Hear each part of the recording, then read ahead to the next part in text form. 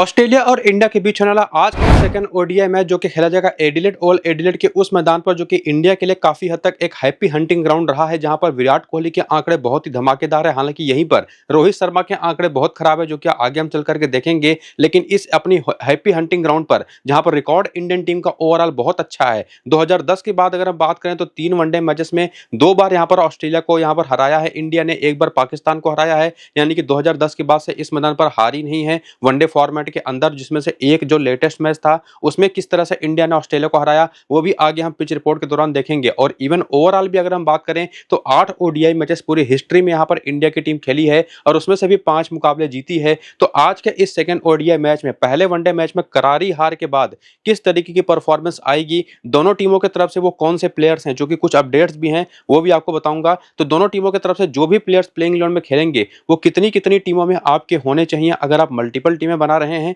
Free to play contest के लिए, और स्मॉल लीग के लिए कौन से फिक्स प्लेयर हैं जिनके ऊपर आपको टच भी नहीं करना है, सीधे टीम में लेकर के जाना है। सब कुछ क्लियर कट यहां पर आपको प्रोडिक्शन मिलेगी देखने को। ऑस्ट्रेलिया की तरफ से 2 मेजर अपडेट्स हैं, 2 प्लेयर बाहर हुए हैं, 2 प्लेयर अंदर आए हैं, उसको भी बताऊंगा। बाकी ये मैच आपको बता ही चुका हूं कि एडिलेड ओवल एडिलेड के मैदान पर 23 अक्टूबर को सुबह 9 बजे से भारत के समय के हिसाब से स्टार्ट होगा, तो ये चीज ध्यान में रखिएगा। और यहां पर अगर हम बात करें मौसम की, तो फिलहाल वो तो हम टॉस के बाद ही आपको मैं बताऊंगा, क्योंकि वहां पर जब पिच रिपोर्ट आएगी टॉस के बाद ना, तो उस टाइम पर वेदर कैसा होगा और उस टाइम पर पिच कैसी होगी तभी बताने का कोई मतलब है। अभी बताने से कोई फायदा होगा नहीं, क्योंकि बहुत ज्यादा आप ऑस्ट्रेलिया में खास करके जजमेंट कर नहीं सकते कि उस टाइम पर वेदर कैसा होगा या पिच कैसी होगी।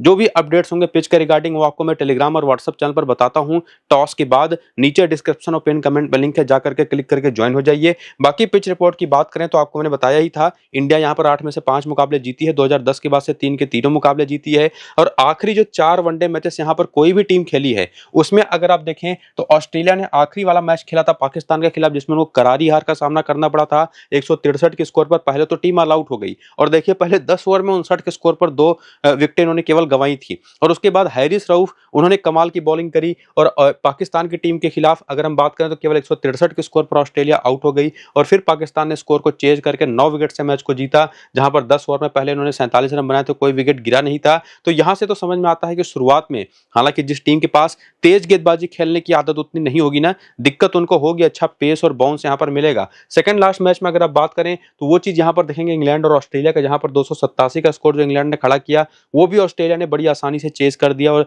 6 विकेट से मैच को जीता। जहां पर पहली इनिंग का पावर प्ले वो तो बॉलर्स के लिए काफी अच्छा रहा, लेकिन सेकंड इनिंग का पावर प्ले वो उतना बेहतर गया नहीं। और उसके बाद फिर ऑस्ट्रेलिया इंडिया का ये वाला मैच, जिसके बारे में आपको मैं डिस्कस कर भी रहा था पीछे कि लेटेस्ट मैच में भी किस तरह से इंडिया ने बड़ी आसानी से 298 का स्कोर चेस करके 6 विकेट से मैच को जीता था। यहां पर भी पहली इनिंग का पावर प्ले ज्यादा बेहतर रहा था तेज गेंदबाजों के लिए सेकंड इनिंग के मुकाबले में। और फोर्थ लास्ट मैच में भी देखें था पर ऑस्ट्रेलिया ने 231 रन बनाए, ऑल आउट हो गई। और उसके बाद साउथ अफ्रीका ने 224 रन बनाए 9 विकेट पर, एक क्लोज मैच था। तो ओवरऑल लब्बो लुआब यही है इस पिच रिपोर्ट का कि एक अच्छी पेस और बाउंस वाली पिच, जहां पर बल्लेबाजी के लिए भी पूरे मौके हैं, लेकिन नई गेंद से तेज गेंदबाजों के लिए खास करके पहली इनिंग में काफी अच्छे मौके बनेंगे। बाकी जो पेस और बाउंस पूरी मैच के दौरान बना रहेगा वो खास करके पहली इनिंग में दिक्कत देगा बल्लेबाजों को। तो जो भी टीम यहाँ पर टॉस जीतेगी वो पहले फील्डिंग ही करना चाहेगी। बाकी ओवरऑल भी देखें तो इन 4 आखिरी मैचेस में से 3 बार बैटिंग सेकंड करने वाली टीम जीती और 1 बार तो जीते जीते रह गई। और ओवरऑल पिछले 10 मैचेस में देखेंगे तो 6 बार बैटिंग सेकंड करने वाली टीम जीती है। स्पिन को केवल 8 विकेटें हैं पिछले 4 मैच में, स्पिनर्स का कुछ खास रोल होता नहीं। पेसर्स को 46 विकेटें हैं, 32 विकेट उसमें से पहली इनिंग में। तो क्लियर कर दिया मैंने कि क्यों यहाँ पर टॉस जीत करके पहले फील्डिंग करना ज्यादा बेटर चॉइस होगा किसी भी टीम के लिए। बाकी जो भी पिच के बारे में अपडेट होगा, वेदर के बारे में अपडेट होगा और जो मेरी अपनी फाइनल टीम होगी, 2-3 टीमें आपको मैं मल्टीपल देता हूं टेलीग्राम और व्हाट्सएप चैनल पर, वो सब कुछ आपको मिलेगा टॉस के बाद। जाकर के दोनों को ज्वाइन करिए, लिंक आपको डिस्क्रिप्शन में और कमेंट बॉक्स में जो पिन किया हुआ कमेंट है वहां पर देखने को मिल जाएगा, टेलीग्राम का भी और व्हाट्सएप का भी। जाकर के लिंक को क्लिक करके ज्वाइन हो जाइए, अपडेट्स वहां पर आपको सारे के सारे मिल जाएंगे। स्पेसिफिकली पिच रिपोर्ट और वेदर अपडेट वो लेना बहुत जरूरी है। फिलहाल एक और अपडेट यहाँ पर ऑस्ट्रेलिया की तरफ से कि मैथ्यू कोहनेमान, जिन्होंने पिछले मैच में कमाल की बॉलिंग करी थी, वो फिलहाल स्क्वाड से बाहर जा चुके हैं, क्योंकि उनको जगह बनानी थी एडम जंपा के लिए। जंपा वापस आएंगे और पूरे चांसेस है कि प्लेइंग इलेवन में खेलेंगे। बाकी ओवरऑल प्लेइंग इलेवन और बैटिंग ऑर्डर वही होगा एक्सपेक्टेडली जो पहले मैच में था, केवल एक चेंज के साथ, जहां पर ओपनर मिचेल मार्श और ट्रेविस हेड थे, मैथ्यू सॉड और जोस फिलिप उसके बाद आए, मैट रेनसो नंबर 5 पर, उसके बाद मिच ओवेन है, कूपर कॉनली हैं और बाकी ये 4 मेन बॉलर, जिसमें से अगर हम बात करें खास करके बेंच पर तो मार्नस लबुशेन तो हैं ही, जेवियर बार्टलेट तो हैं ही, एक और प्लेयर हैं वो है एलेक्स कैरी जो कि इस मैच के लिए वापस आए हैं, और बेन डॉर्सुइस वो भी बाहर चले गए गए हैं वो तो इंजरी की वजह से बाहर गए हैं। तो निश्चित तौर पर एलेक्स कैरी हो सकता है प्लेइंग 11 में भी खेल जाएं, लेकिन चांसेस मुझे यही लगता है कि अभी फिलहाल इस मैच में बेंच पर ही बैठेंगे। और उसके बाद जो पिछले मैच में बॉलिंग हुई थी, बैटिंग ऑर्डर तो आपने देख लिया, बॉलर्स का क्या रोल रहा था अगर आप उसको देखें तो सभी जानते हैं। जिस टीम के अंदर अगर स्टार्क हो, हेजलवुड हो, नेथन एलिस हो, तो निश्चित तौर पर वो तो आपको पूरे अगर 10 पूरे 50 ओवर की बॉलिंग करनी पड़ी ऑस्ट्रेलिया को तो 10-10 ओवर पूरे करेंगे। पिछले मैच में तो निश्चित तौर पर एक तो छोटा मैच था, बारिश की वजह से छोटा कर दिया गया था, इंडियन टीम ने बहुत अच्छी बैटिंग करी भी नहीं, फिर भी मिचेल स्टार्क ने पहला, तीसरा, पांचवां, सातवां, 11वां और 16वां ओवर किया, जिसमें 7वें ओवर में इनको विकेट भी मिला। और उसी तरह से जोश हेजलवुड ने दूसरा, चौथा, छठा, 8वां, 10वां, 12वां, 14वां ओवर किया और उसी में नेथन एलिस भी एक आकर के पावर प्ले में ओवर कर गए थे। तो कहने का मतलब यही है कि ये जोश हेजलवुड और मिचेल स्टार्क ये पावर प्ले में भी बॉलिंग करेंगे 4-5 ओवर, डेथ में भी जाकर के 3-4 ओवर की बॉलिंग करेंगे और उसी में नेथन एलिस कहीं पर एक ओवर आकर के पावर प्ले में कर देंगे, फिर मिडिल में और डेथ में आकर के 2 से 3 ओवर की बॉलिंग करेंगे। मिच ओवेन, मैट कूनेमान और साथ ही साथ मैथ्यू शॉर्ट ने भी पिछले मैच में जो बॉलिंग करी थी वो तो आप देख सकेंगे, जिसमें से कूनेमान तो फिलहाल अब खेलेंगे नहीं, लेकिन जंपा खेलेंगे तो वो भी 8 से 10 ओवर की मिडिल ओवर की बॉलिंग करते दिखाई पड़ेंगे। बाकी मैथ्यू शॉर्ट और मिच ओवेन ये आपको थोड़ी बहुत बीच में कहीं पर जरूरत पड़ने पर बॉलिंग कर सकते हैं। तो ये तो आपने देख लिया पूरा स्क्वाड, प्लेइंग 11 में बैटिंग ऑर्डर और साथ ही साथ जो बॉलर्स का रोल होगा वो समझा। लेकिन अब चाहे तो आप देख लीजिए करियर के स्टैट्स जो कि इस सीरीज के शुरू होने के पहले के हैं, यानी कि पहला मैच जो हो चुका है ना, वो जो नंबर्स हैं वो इसमें एडेड नहीं है, वो आगे आपको मैं रिसेंट फॉर्म में दिखाऊंगा कि पहले मैच में हुआ क्या। लेकिन यहाँ पर आप देख सकते हैं कि जैसे फॉर एग्जाम्पल ट्रेविस हेड हैं, 73 वनडे मैचेस में 44 का बैटिंग एवरेज है, 2942 रन है, 28 विकेटें भी हैं, पहली इनिंग का बैटिंग एवरेज 47 तो सेकंड इनिंग का 41 है। और वहीं पर मिचेल मार्श जो कि अपने करियर के बेस्ट फॉर्म में है, 12वें मैच में 3000 रन है, 37 का एवरेज है, इनका भी इनिंग के हिसाब से बैटिंग एवरेज आप देख सकते हैं। और इवन बाकी प्लेयर्स का भी, जिसमें बॉलर्स भी जो है जैसे कूपर कॉर्नल ने 3 ही वनडे मैच में 6 विकेटें ले रखी हैं, सारी विकेटें सेकंड इनिंग की बॉलिंग के दौरान आई हैं। एक विकेट लेने के लिए इनको केवल 14 गेंदें करनी पड़ी हैं, 14 का स्ट्राइक रेट है। और जब स्ट्राइक रेट की बात आती है ना, तो जैसे बात कर लें का जोश हेजलवुड की, तो पहली इनिंग के तो कमाल बॉलर हैं, वो पूरे 92 मैचेस में 138 विकेट ले चुके हैं, लेकिन अभी तक पूरे करियर के दौरान जो पहली इनिंग की बॉलिंग करते हुए इन्होंने विकेटें चटकाई उसमें ऑन एन एवरेज इनको 41 गेंदें लगी हैं, लेकिन सेकंड इनिंग में केवल 29 गेंदें लगी हैं। तो सीधे सीधे कहने का मतलब यह है कि ये जो हेजलवुड एक ऐसे बॉलर हैं, नंबर्स में स्ट्राइक रेट थोड़ा सा खराब है पहली इनिंग का, लेकिन जैसी पिच यहाँ पर मिलेगी, जो टीम सामने है, उसमें पहली इनिंग की बॉलिंग के लिए तो one of the best option है ही, लेकिन सेकंड इनिंग के लिए और भी शानदार ऑप्शन हो जाते हैं। ये क्लियर होता है इस पूरे करियर के डेटा को देख करके। तो देख लीजिएगा इसको, वीडियो को यहीं पर रोक करके, और उसके बाद आगे बढ़ते हुए रीसेंट फॉर्म देखें तो वो आपके सामने है, जिसमें पहले मैच की परफॉर्मेंस भी है जो पिछले मैच में हुई, जहां पर मिचेल मार्श ने 46 नाबाद की पारी खेली। और जैसा मैंने आपको बताया कि करियर के बेस्ट फॉर्म में है फिलहाल, इसके पहले भी बहुत ही बढ़िया फॉर्म में रहे हैं, बीच में 2 सेंचुरी भी है, एक 85 रन की पारी है। वहीं पर ट्रेविस हेड ना, ये थोड़े से इनकंसिस्टेंट रहे हैं, 8 रन पिछले मैच बनाए, उसके पहले रन तो बनाए हैं लेकिन लगातार रन इनसे आते नहीं।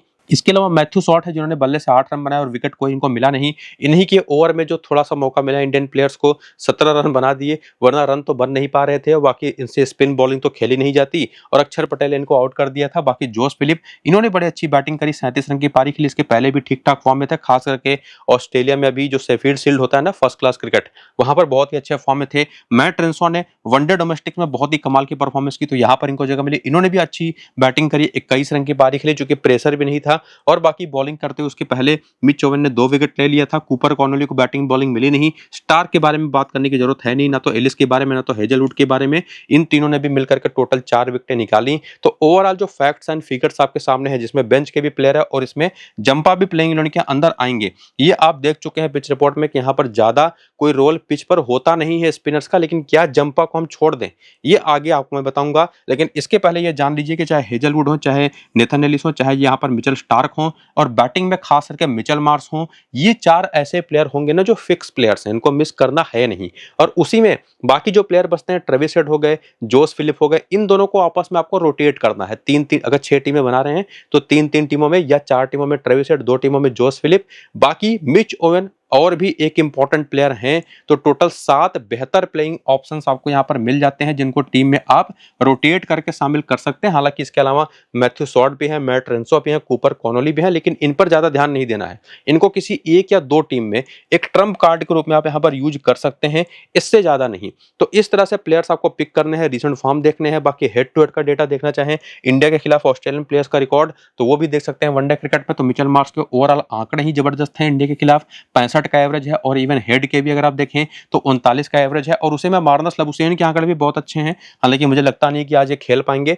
बाकी फिलिप ने पिछले मैच में 37 रन बनाए, 2 विकेट लिए। चौवन इनका पहला मैच था। ओवरऑल स्टार के आंकड़े बहुत अच्छे हैं, हेजलवुड के, और इवन यहाँ पर देखें तो नेथन एलिस के आंकड़े भी बहुत ही शानदार है। इवन कूनेमान तो अब है नहीं फिलहाल, लेकिन एक मैच में 2 विकेट ऑलरेडी ले चुके हैं। तो ये तो कुछ हेड टू हेड के आंकड़े थे जो कि थोड़ा सा हेल्प आपको कर ही देंगे। और उसके बाद वेन्यू का आंकड़ा भी अगर आप देखना चाहें तो वो भी आपके सामने है कि एडिलेड ओवल एडिलेड के इस मैदान पर ऑस्ट्रेलियन प्लेयर खास करके मिचेल मार्श ने एक ही मैच खेला है, 32 रन बनाए हैं और उसे में ट्रेविस हेड के 4 मैच में 301 रन है, 75 का एवरेज है यहाँ पर। तो कमाल खेले हैं यहाँ पर, जिसमें पहली इनिंग में भी 68 का एवरेज है, सेकंड इनिंग में भी 42 का एवरेज है। तो कोई डाउट नहीं निकल रहा। शॉर्ट के यहाँ पर एक मैच में केवल 19 रन है, मार्नस लबुशेन के 2 मैच में केवल 10 रन है, लेकिन स्टार के यहाँ पर 6 मैच में 9 विकेटें हैं, 5 में 10 विकेटें यहाँ पर हेजलवुड के हैं। जंपा के 5 में जब 5 विकेटें हैं तो वही थोड़ा सा एवरेज सही रोल होता है स्पिनर्स का, तो वही आपको दिखाई पड़ेगा। एलेक्स कैरी भी अगर बाई चांस खेलते हैं तो इनके भी 3 मैच में 86 रन है इस मैदान पर। तो ये तो सारा का सारा डेटा था, जिसमें वीकनेसेस को भी इंक्लूड अगर आप करें प्लेयर बैटल के थ्रू। अगर आप देखें जो ऑस्ट्रेलियन बैटर्स हैं ये जब इंडियन बॉलर्स को फेस करेंगे, तो जैसे मिचेल मार्श की अगर हम बात करें तो आंकड़े तो ओवरऑल बहुत अच्छे हैं। ओवरऑल अगर आप इनका करियर देखेंगे ना वनडे क्रिकेट में, तो left arm medium pace bowling यानी कि बाएं हाथ की तेज गेंदबाजी इनको दिक्कत देती है। टोटल 282 गेंद पर 296 रन बनाकर के 11 बार आउट हो चुके हैं, तो 30 से भी कम का एवरेज है, 25 के आसपास। Left arm China man Kuldeep अगर खेलते हैं तो उनके खिलाफ भी इनको थोड़ी दिक्कत हो सकती है। 78 गेंद पर 82 रन बना करके 3 बार, हालांकि आंकड़े फिर भी बेहतर हैं। और ओवरऑल इंडिविजुअली भी कुलदीप पर आउट हो चुके हैं, 27 गेंद पर 45 रन बना करके 1 बार। और उसी तरह से ट्रेविस हेड को देख लें तो अर्शदीप पर पिछले मैच में आउट हुए पहली ही गेंद पर, और उसके अलावा सिराज भी इनको 2 बार आउट कर चुके हैं 80 रन देकर के। अक्षर पटेल इनको 1 बार आउट कर चुके हैं 33 रन देकर के। तो अर्शदीप के अलावा रिकॉर्ड्स काफी अच्छे हैं इनके। बाकी मैथ्यू शॉर्ट स्पिन के खिलाफ इनको दिक्कत होती है, जो पिछले मैच भी हमने देखा। अक्षर पटेल इनको 5 गेंदें करी, एक भी रन दिया नहीं और आउट कर गए। और उसके बाद ओवरऑल भी देखें तो left arm medium pace bowling पर 36 गेंद पर 33 रन बना करके 2 बार, और लेफ्ट आर्म ऑर्थोडॉक्स पर भी 33 गेंद पर 16 रन बना करके 31 गेंद पर 16 रन बना करके 2 बार ये आउट ऑलरेडी हो चुके हैं। और उसके बाद आते हैं जोस फिलिप, सुंदर की गेंद पर पिछले वाले मैच में आउट हुए, दूसरी ही गेंद पर, जो कि आंकड़े आपके सामने हैं। लेफ्ट आर्म ऑर्थोडॉक्स पर भी इनके आंकड़े बहुत अच्छे नहीं है। और इवन मार्नस लबुशेन की बात करें तो ये भी बाएं हाथ की तेज गेंदबाजी और लेफ्ट आर्म ऑर्थोडॉक्स के खिलाफ सबसे कमजोर पड़ते हैं। कुलदीप बिन को 2 बार आउट किया है, हालांकि 99 रन देकर के। और बाकी यहाँ पर है कूपर कॉनोली, किसी बॉलर के खिलाफ तो नहीं, लेकिन ओवरऑल ऑफ स्पिन पर थोड़ा या फंसते हैं, लेफ्ट हैंडर हैं, तो वो दिक्कत तो इनको आएगी ही। तो ये पूरी की पूरी ऑस्ट्रेलियन टीम थी, जिनकी तरफ से कौन से प्लेयर कितने इंपॉर्टेंट है वो बता दिया, डेटा क्या है, वीकनेसेस क्या है वो समझा दिया, उसमें पिच रिपोर्ट को लिंक करके ये भी बता दिया कि किस इनिंग में कौन कितना इंपॉर्टेंट है। और उसी में इंडियन टीम को भी इंक्लूड करें तो ओपनर को कौन नहीं जानता, विराट कोहली को कौन नहीं जानता, अय्यर है, पटेल है, केएल राहुल हैं, कमाल की फॉर्म में दिखाई पड़े थे पिछले मैच में। वाशिंगटन सुंदर हैं, बाकी सिराज, अर्शदीप, हर्षित राणा और नीतीश कुमार रेड्डी हैं। तो ये पूरी की पूरी लाइनअप बनते दिखाई पड़ रही है, जिसमें बेंच पर कुलदीप यादव हैं, यशस्वी जायसवाल है, प्रसिद्ध कृष्णा है, ध्रुव जुरैल हैं। तो हो सकता है कि हर्षित राणा की जहां पर मौका मिल भी जाए प्रसिद्ध कृष्णा को, वो तो देखना पड़ेगा। और उसके बाद आते हैं बॉलिंग रोल की तरफ, तो निश्चित तौर पर जो प्लेइंग इलेवन आपको मैंने दिखाई, तो उसमें निश्चित तौर पर सिराज है, अर्शदीप है, हर्षित राणा और अक्षर पटेल और नीतीश रेड्डी और सुंदर मिल करके 10 ओवर करेंगे। बाकी चारों आपको बाकी के 10-10 ओवर की बॉलिंग करते दिखाई पड़ेंगे। पिछले मैच में किस किस ओवर में आए, हालांकि ज्यादा बड़ा मैच हुआ नहीं, फिर भी उसमें अर्शदीप ने बहुत अच्छी बॉलिंग करी, अक्षर पटेल ने बहुत अच्छी बॉलिंग करी, यहाँ पर वाशिंगटन सुंदर ने बड़ी अच्छी बॉलिंग करी। बाकी कुछ खास टच में दिखाई नहीं पड़े, हालांकि सिराज की बॉलिंग भी बहुत ही जबरदस्त थी, इकोनॉमिकली तो बेस्ट बॉलर दिखाई पड़े, लेकिन हर्षित राणा कुछ खास वहां पर दिखाई पड़े नहीं। और बाकी इसके बाद आकर के करियर का डेटा भी देखना चाहे वनडे क्रिकेट में तो वो भी देख सकते हैं, जैसे ऑस्ट्रेलियन प्लेयर्स का देखा था कि ओवरऑल क्या एक्सपीरियंस है, इनिंग की बेसिस पर कैसे चले हैं। अब इसको रिपीट मैं करूंगा नहीं, वीडियो को यहीं पर रोक करके आप इसको देख लीजिएगा ध्यान से। अब इसके बाद आकर के रिसेंट फॉर्म में चले तो यहाँ पर कुछ चीजें हमको देखनी पड़ेगी कि पहले मैच में गिल चले नहीं, हालांकि थोड़ा सा अनलकी थे, ना सिर्फ गिल बल्कि इवन अय्यर भी। और लेग साइड में ये कैच होकर के आउट हुए, एक खराब गेंद जिसको चौका जाना चाहिए था उस पर ये कैच देकर के आउट हुए। बाकी रोहित शर्मा, विराट कोहली, ये तो निश्चित तौर पर वही पुराना रोल ही इनका दिखा जो कि हमने देखा था बीजीटी में, बिल्कुल भी बल्ला चल नहीं रहा था दोनों का। और बाकी अक्षर पटेल, इन्होंने बढ़िया इनिंग खेली, 31 रन बनाए और 1 विकेट लिया। केएल राहुल कमाल के फॉर्म में दिखाई पड़े, एक छक्का इन्होंने आगे बढ़ करके जड़ा था, बड़ा कमाल का। ये दोनों टॉप फॉर्म में दिखाई पड़े। और वाशिंगटन सुंदर जो इनका रोल है एज ए बॉलर और एज ए बैटर मिला करके ये भी काफी इंपॉर्टेंट बन जाते हैं इस मैच में। और बाकी नीतीश रेड्डी 19 नाबाद की बड़ी अच्छी पारी खेली, बॉलिंग करते हुए कुछ खास सफलता मिली नहीं। हर्षित राणा की भी बॉलिंग बहुत अच्छी थी नहीं, इवन खराब ही थी बेसिकली।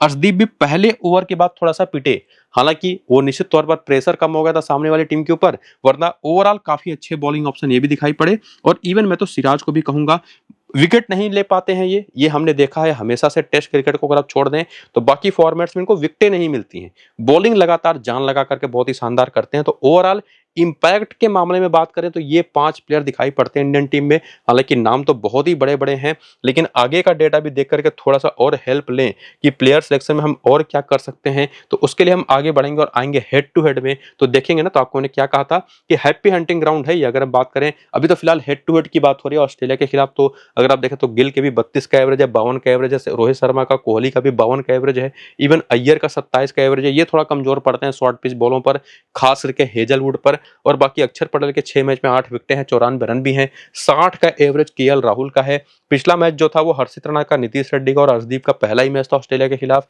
बाकी कुलदीप के 23 मैच में 31 विकेटें, 8 में 8 विकेटें हैं। सिराज के 2 मैच में 1 विकेट है। प्रसिद्ध कृष्णा के 2 मैच पर 3 विकेटें हैं। और इसके बाद वेन्यू पर ये जो हैप्पी हंटिंग ग्राउंड की बात हो रही थी ना, खास करके विराट कोहली के लिए 4 मैच में 244 रन है, 61 का एवरेज है। पहली इनिंग का 107 तो सेकंड इनिंग का 45 का एवरेज है। लेकिन यहीं पर रोहित शर्मा बिल्कुल नहीं चले हैं, 6 मैच में 131 रन है। बाकी प्लेयर खेले नहीं है, कुलदीप सिराज खेले हैं, इनको एक-एक मैच में कोई विकेट मिला नहीं है। लेकिन वीकनेसेस की अगर हम बात करें तो सभी जानते हैं, बाएं हाथ की तेज गेंदबाजी वो परेशान तो करती ही करती है इंडियन बैटर्स को। हालांकि अगर आप रोहित शर्मा और यहाँ पर विराट कोहली है, ओवरऑल डेटा देखें मिचेल स्टार्क के खिलाफ इन दोनों का ना, तो स्टार्क के 161 गेंद पर 165 रन बना करके 3 बार आउट हुए हैं। रोहित स्टार्क की गेंद पर 162 रन बना करके 162 गेंद पर 156 रन बना करके 2 बार आउट हुए हैं विराट। लेकिन अब रिसेंट टाइम में देखने को मिला है कि ओवरऑल तो वनडे में बहुत अच्छे आंकड़े हैं लेफ्ट आर्म पेस पर पिछले मैच में, लेकिन स्टार्क नहीं आउट किया इनको जो है स्लिप में विराट कोहली को। बाकी हेजलवुड परेशान करते हैं हर एक इंडियन बैटर को, एक्सेप्ट यहाँ पर रोहित शर्मा जो पिछले मैच में हेजलवुड पर ही आउट हुए। ओवरऑल 103 गेंद पर 89 रन बना करके 2 बार आउट हुए। जंपा पर भी 4 बार आउट हुए, 127 रन बना करके। बाकी शुभमन गिल की दिक्कतें रही हैं लेफ्ट आर्म मीडियम पेस पर। स्टार्क ने इनको 3 बार आउट किया 39 रन देकर के। पिछले मैच में नेथन एलिस की गेंद पर आउट हो गए थे, पहली ही गेंद पर। बेन डॉर्सो इस पर भी है, लेकिन वो तो खेलेंगे नहीं। लेकिन जंपा पर भी ये 2 बार आउट हो चुके हैं 47 गेंद पर 37 रन बना करके। और उसके अलावा विराट कोहली भी हेजलवुड और जंपा पर विकेट देते रहे फ्रिक्वेंटली। खराब डेटा इनका जिसके खिलाफ है वो एलिस के खिलाफ है और हेजलवुड के खिलाफ है। ये चीज आपको कॉमन देखने को मिलेगी। और उसके बाद के जो इंडियन बैटर्स हैं, श्रेयस अय्यर, इनको तो शॉर्ट पिच गेंदों पर दिक्कतें जरूरी दिखाई पड़ती ही हैं। इनको हेजलवुड आराम से आउट कर जाते हैं। पिछले मैच भी आउट कर गए 55 रन देकर के 3 बार। जंपा के खिलाफ भी इनके आंकड़े बहुत अच्छे हैं नहीं, 65 रन बना करके 3 बार आउट हुए। इवन स्टार्क पर भी बाकी अक्षर पटेल हैं, केएल राहुल है, केएल राहुल स्टार्क पर ठीक ठाक खेल गए हैं, 122 गेंद पर 114 रन बना करके 3 बार। 4 बार जंपा पर 165 रन बना करके। पिछले मैच में मिच ओवेन ने इनको आउट कर दिया था दूसरी ही गेंद पर। बाकी लेफ्ट आर्म पेस पर ये भी और अक्षर पटेल भी थोड़ा फंसते हैं। अक्षर पटेल ऑफ स्पिन पर भी थोड़ा सा कमजोर पड़ते हैं। तो ओवरऑल मैच तो टक्कर का हो सकता है, ये बात क्लियर है। लेकिन पिच को हमको देखना पड़ेगा, वेदर को देखना पड़ेगा, टॉस के बाद कौन सी टीम क्या कर रही है वो समझना पड़ेगा। उसके बेसिस पर जो भी मेरी मल्टीपल कुछ टीमें बनेंगी वो, और साथ ही साथ पिच रिपोर्ट और वेदर अपडेट अपने टेलीग्राम और व्हाट्सएप चैनल पर आपको मैं दूंगा। लिंक आपको ऑलरेडी डिस्क्रिप्शन और पिन कमेंट में मैंने दे रखा है, तो जाकर के क्लिक करके लिंक को टेलीग्राम और व्हाट्सएप को ज्वाइन करिए और अपनी टीम खुद से बनाने की कोशिश करिए पूरा वीडियो देख करके। फिलहाल जो कैप्टन वाइस कैप्टन के सबसे सेफेस्ट ऑप्शन है वो है मिचेल मार्श और ट्रेविस हेड, जो सभी की टीम में ज्यादातर कप्तान दिखाई पड़ेंगे। लेकिन इसमें कुछ ज्यादा मेरे हिसाब से यूजफुल ऑप्शन जो है ना वो है जोश हेजलवुड है, अक्षर पटेल या मिच ओवेन भी यूज किए जा सकते हैं, स्पेसिफिकली अक्षर पटेल और विराट कोहली। ये कुछ डिफरेंशियल ऑप्शंस हैं जिनको आप ले जा सकते हैं जो कैप्टन और वाइस कैप्टन। तो पूरा वीडियो देखिए आराम से और अपनी टीम खुद से बनाने की कोशिश करिए। मेरी टीम के लिए पिच रिपोर्ट और वेदर अपडेट के लिए टेलीग्राम और व्हाट्सएप को ज्वाइन करिए, नीचे डिस्क्रिप्शन में लिंक है। फिलहाल वीडियो को यहीं पर करते हैं खत्म, चलते हैं, नमस्कार।